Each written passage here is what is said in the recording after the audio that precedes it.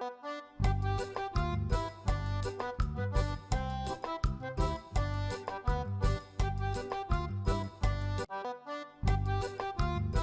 Assalamualaikum warahmatullahi wabarakatuh. Bagaimana kabarnya adik-adik semua? Nah, sudah siap belajar kan? Hari ini kita akan belajar tema 2, subtema 1, pembelajaran 3 pada kelas 5.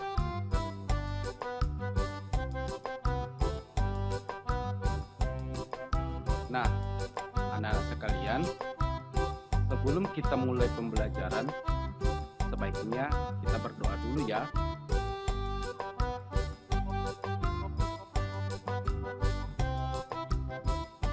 Anak-anak sekalian, hari ini kita akan mempelajari 3 materi. Pertama, kita akan membaca hari menanam pohon.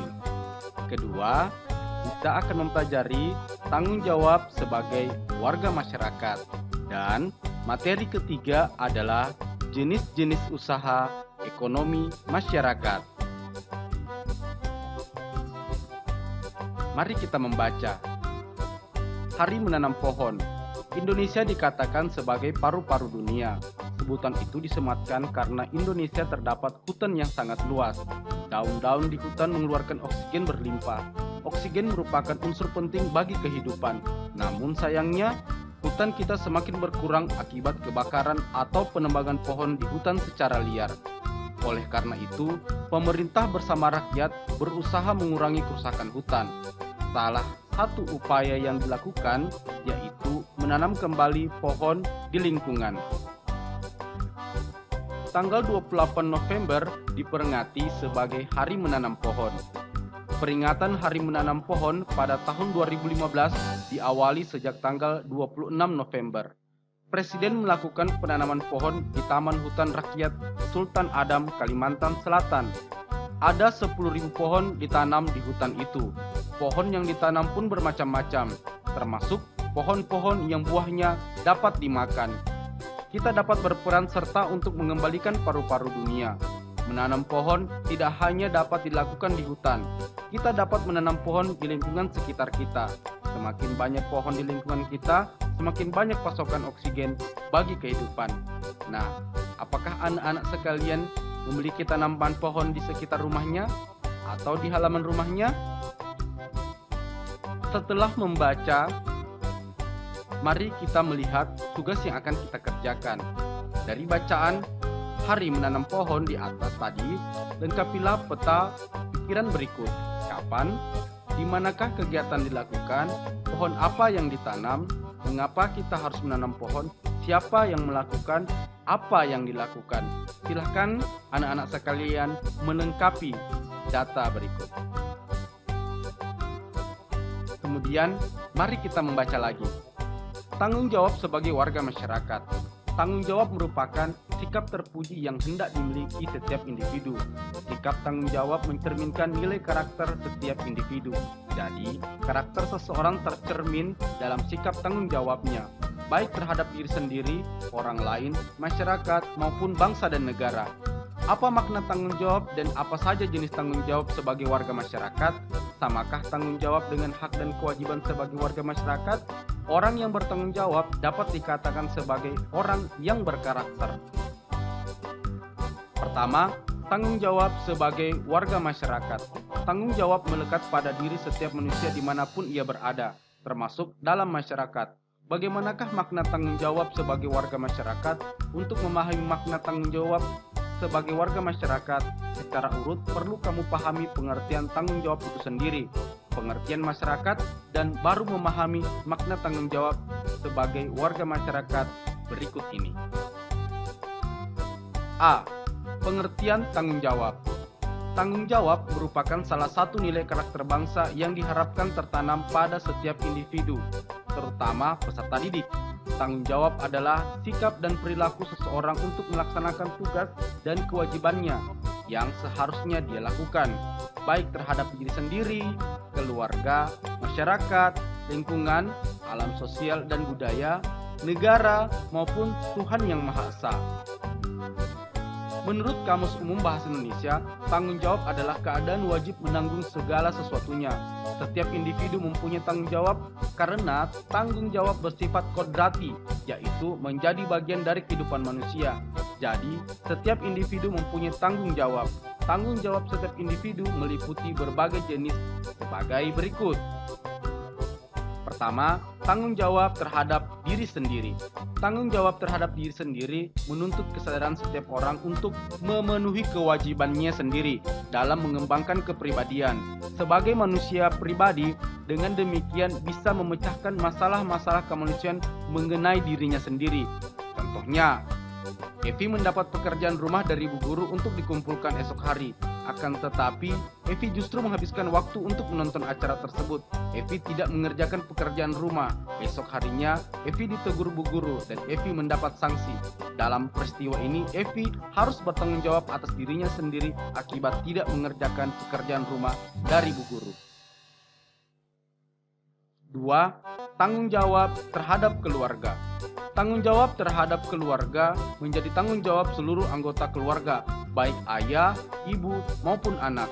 Dalam sebuah keluarga, tanggung jawab anggota keluarga menyangkut upaya menjaga nama baik keluarga, meningkatkan kesejahteraan keluarga, dan menjaga keselamatan.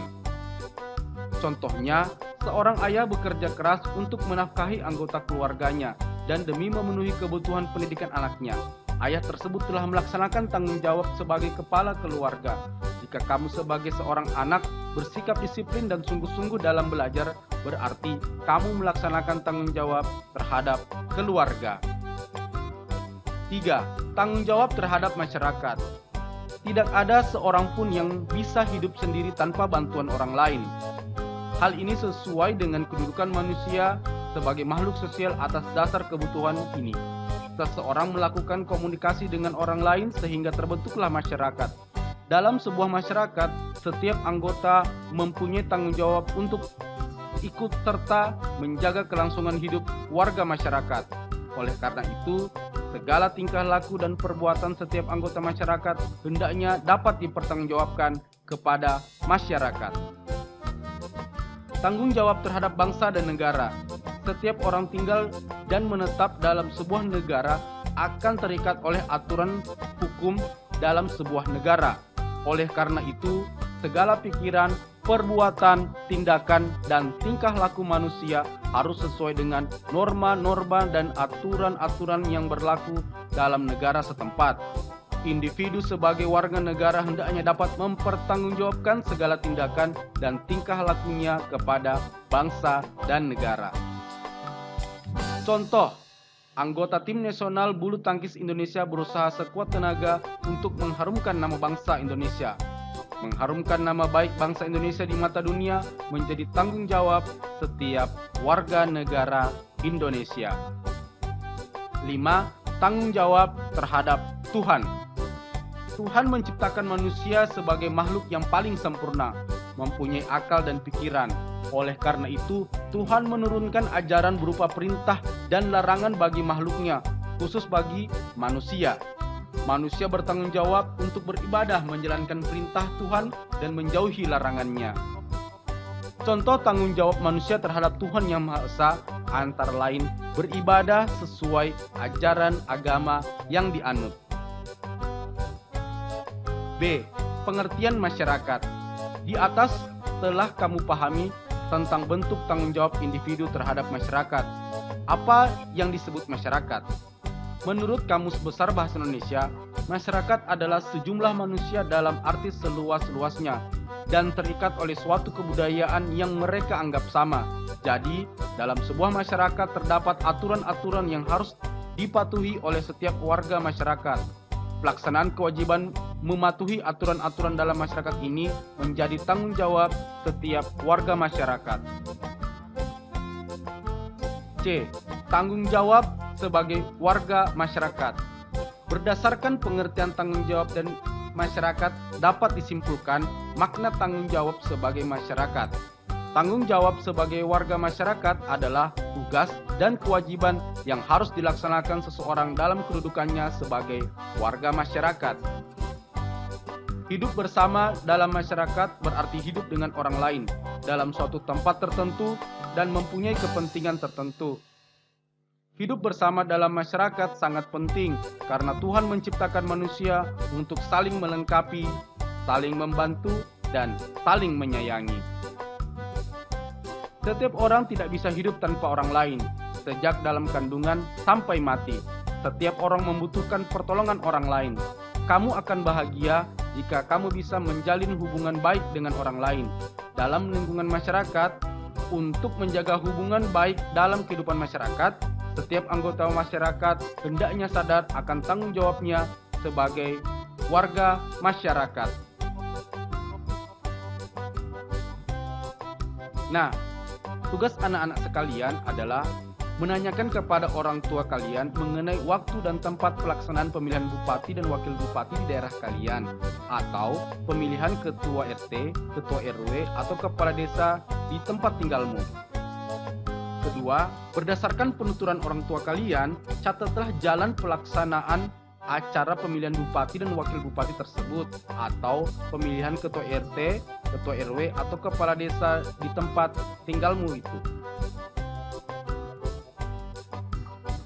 Materi ketiga, jenis-jenis usaha ekonomi masyarakat. Kondisi geografis Indonesia beragam. Ada wilayah daratan, ada pula wilayah perairan. Kondisi geografis yang beragam menyebabkan beragam pula jenis kegiatan ekonomi masyarakat. Keragaman ini disesuaikan dengan kondisi alam atau geografis suatu wilayah. Kegiatan ekonomi tersebut bertujuan memenuhi kebutuhan hidup masyarakat agar tercipta kehidupan yang nyaman. Setiap penduduk perlu menghargai jenis kegiatan ekonomi penduduk lainnya. Amatilah jenis kegiatan ekonomi di lingkungan daerah sekitar kalian. Adakah yang bekerja di lahan persawahan? Ada yang berternak ayam petelur atau ayam pedaging? Ada yang berdagang di pasar? Ada yang bekerja di sektor industri? Ada pula yang membudidayakan ikan di kolam. Kegiatan ekonomi masyarakat ini bertujuan memperoleh pendapatan. Selanjutnya, pendapatan tersebut digunakan untuk memenuhi kebutuhan hidup. Apa yang dimaksud dengan kegiatan ekonomi? Kegiatan ekonomi adalah semua kegiatan yang dilakukan manusia untuk memenuhi kebutuhan hidupnya. Jika dicermati, kegiatan ekonomi dilakukan dengan memanfaatkan sumber daya alam. Sebagai negara kepulauan, Indonesia dikaruniai sumber daya alam melimpah. Karunia ini sangat sepantasnya kami syukuri dengan memanfaatkan secara bijak. Pemanfaatan sumber daya alam tersebut dapat dilihat pada berbagai bidang usaha. Pertama, agraris. Indonesia dikenal sebagai negara agraris. Sebutan ini disebabkan banyak penduduknya bermata pencarian sebagai petani. Usaha agraris meliputi kegiatan pertanian dan perkebunan. Sektor usaha agraris terdapat di daerah perdesaan dan pegunungan. Berbagai jenis tanaman tumbuh subur dan menghasilkan banyak bahan pangan. Hasil pertanian dan perkebunan antara lain padi, jagung, ubi, kedelai, sagu, umbi-umbian, sayuran, dan buah-buahan. Bagaimana cara meningkatkan hasil produksi sektor agraris? Ada banyak cara yang dapat dilakukan, di antaranya melalui intensifikasi, ekstensifikasi, diversifikasi, rehabilitasi, dan mekanisasi. Silakan anak-anak mencari apa yang dimaksud dengan intensifikasi, ekstensifikasi, diversifikasi, rehabilitasi, dan mekanisasi. Perkebunan adalah kegiatan penanaman lahan dengan tanaman keras dengan umur lebih dari 6 bulan. Tanaman perkebunan mencakup tanaman musiman dan tanaman tahunan. Tanaman musiman berumur pendek, misalnya tanaman tebu, tembakau, dan rosella. Tanaman tahunan berumur panjang, misalnya tanaman kelapa sawit, kopi, cengkeh, teh, karet, cendana, lada, dan kayu putih. Hasil perkebunan unggulan untuk diekspor. 2. Peternakan. Peternakan adalah kegiatan usaha budidaya hewan yang diambil hasilnya. Hasil peternakan terdiri atas daging, telur, susu, kulit, dan bulu. Jenis peternakan dapat dibedakan sebagai berikut. Peternakan hewan kecil misalnya kelinci, kambing, domba, dan biri-biri. Peternakan hewan besar misalnya sapi, kerbau, dan kuda. Peternakan unggas misalnya ayam, itik, burung, dan puyuh. Kegiatan peternakan dapat dilakukan dalam skala kecil ataupun besar. Usaha peternakan skala kecil dilakukan oleh penduduk. Peternakan skala besar biasanya dikembangkan oleh pihak swasta, pengusaha, dan pemerintah. Apa peran pemerintah dalam meningkatkan mutu peternakan di Indonesia? Upaya yang dilakukan pemerintah antara lain memberikan bantuan bibit unggul, menyediakan pakan ternak bermutu, dan memberikan penyuluhan kepada peternak. 3. Perikanan. Perhatikan usaha perikanan di daerah sekitarmu. Di sekitarmu mungkin terdapat budidaya ikan kolam. Inilah salah satu contoh usaha perikanan. Secara umum, usaha perikanan dibedakan menjadi perikanan darat dan perikanan laut. Perikanan darat yaitu usaha memiara dan menangkap ikan di perairan darat. Perikanan darat terdiri atas perikanan air tawar dan perikanan air payau. Perikanan air tawar dilakukan di sungai, danau, rawa, waduk atau bendungan, empang, sawah, dan kolam. Jenis ikan yang dibudidayakan adalah lele, nila, mujair, gurami, dan mas. Perikanan air payau dilakukan di tambak di pinggir pantai. Jenis ikan yang dibudidayakan adalah bandeng. Perikanan air laut yaitu usaha menangkap ikan di pantai atau laut. Di Indonesia, usaha penangkapan ikan di laut dilakukan nelayan tradisional. Saat musim ikan, nelayan akan memperoleh banyak hasil tangkapan. Laut juga menghasilkan udang, kerang, rumput laut, mutiara, dan garam. Selain untuk keperluan penduduk, hasil tangkapan ditujukan untuk ekspor. 4. Pertambangan. Dilihat dari kondisi geologisnya, wilayah Indonesia mengandung banyak barang tambang. Potensi barang tambang yang melimpah hendaknya dimanfaatkan bagi kemakmuran masyarakat. Barang tambang dapat dibedakan sebagai berikut. A. Barang tambang mineral logam, misalnya emas, perak, tembaga, timah, boksit, dan nikel. Barang tambang mineral non-logam, misalnya belerang, gipsum, marmer, dan batu gamping. Barang tambang sumber energi, misalnya minyak bumi, batu bara, dan gas alam. Barang tambang di Indonesia termasuk sumber daya vital. Pemanfaatannya ditujukan bagi kemakmuran masyarakat Indonesia. Jika dieksploitasi terus-menerus, ketersediaan barang tambang akan cepat habis. Oleh karena itu, pemanfaatan barang tambang dilakukan dengan bijak dan memperhatikan kelestariannya. Contoh perusahaan yang mengeksploitasi barang tambang di Indonesia antara lain PT Pertamina, PT Aneka Tambang, PT Freeport Indonesia, dan PT Chevron Pacific Indonesia. 5. Kehutanan. Dahulu hutan Indonesia bagaikan hamparan karpet hijau dilihat dari udara. Hutan Indonesia berperan penting sebagai paru-paru dunia. Hutan juga berfungsi sebagai tempat berkembangnya berbagai fauna. Dari segi lingkungan, hutan menjadi daerah resapan air hujan. Sayangnya, saat ini luas hutan di Indonesia semakin sempit. Tidak lagi terlihat hamparan karpet hijau dari udara ketika melintasi wilayah Indonesia. Ini tidak lepas dari alih fungsi lahan hutan untuk kawasan permukiman dan perkebunan. Akibat dari menyempitnya kawasan hutan Indonesia, kondisi ini dapat menyebabkan bencana banjir bandang ataupun tanah longsor. Untuk meminimalisir terjadinya bencana, kawasan hutan perlu dihijaukan kembali. Pembalakan liar harus dicegah agar hutan tidak semakin rusak. Jika hutan Indonesia kembali hijau, hasil hutan kembali melimpah. 6. Perdagangan. Perdagangan adalah kegiatan membeli barang dagangan dan menjualnya kembali kepada konsumen. Kegiatan perdagangan muncul ketika kemampuan manusia atau suatu negara menyediakan barang kebutuhan bersifat terbatas. Akhirnya terjadi saling ketergantungan dalam memenuhi barang kebutuhan. Melalui kegiatan perdagangan akan memperoleh keuntungan dari selisih harga jual dan harga beli.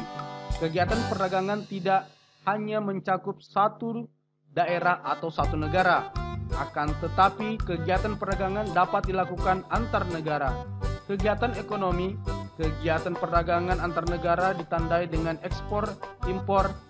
Ekspor adalah usaha menjual barang dari dalam negeri ke pasar luar negeri. Impor adalah usaha memasukkan barang dari negara lain ke pasar dalam negeri. 7. Perindustrian. Perindustrian adalah kegiatan mengubah bahan mentah menjadi barang setengah jadi atau barang jadi. Bahan mentah diperoleh dari melimpahnya sumber daya alam. Usaha industri dapat dilakukan secara perorangan atau kelompok.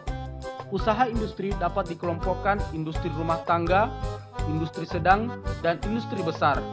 Contoh industri di Indonesia adalah industri makanan dan minuman, kosmetik, obat-obatan, garmen, serta elektronik.